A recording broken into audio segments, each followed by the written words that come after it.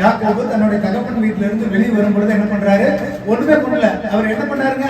திருட்டளவா புறப்பட்டு வந்தாரு. தப்பிச்சா போதும், உயிர் தப்பினா போதும்னு சொல்லி அவங்க அப்பா கிட்ட இருந்தும் தன்னுடைய அண்ணன் ஏசாவிட்ட இருந்து தப்பிச்சு வர்றாரு. ஏன்? அவர் ஒரு தப்பை செஞ்சுட்டு வந்துட்டாரு, திருட்டுத்தனமா ஆசீர்வாதத்தை பெற்றுட்டு வந்துட்டாரு. அவர் வரும்பொழுது என்ன பேக், துணிமணி, பெட்ஷீட்லாம் எடுத்துட்டு வந்தாரா? பணம்லாம் எடுத்துட்டு வந்தாரா? எதுவுமே எடுத்துட்டு வரல. திடீர்னு ஓடி வந்துட்டாரு. இப்ப அவர் கையில என்ன இல்ல? ஒண்ணுமே இல்ல. அப்படி ஓடி வந்து ஒரு இடத்துல நித்திரை செய்து கொண்டிருக்கிறார். அல்லேலூயா.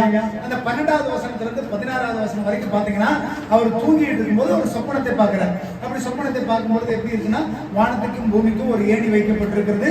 தேவதூதர்கள் ஏறுகிறவர்களாகவும் இறங்குகிறவர்களும் இருக்கிறாங்க. இப்ப ஆண்டவர் பாத்தீங்கன்னா அந்த சொப்பனத்து மூலியமா யாக்கோபுட்ட பேசுறாரு. யாக்கோபு என்ன பண்றாரு? நல்லா தூங்கி அயர்ந்த நித்திரையில.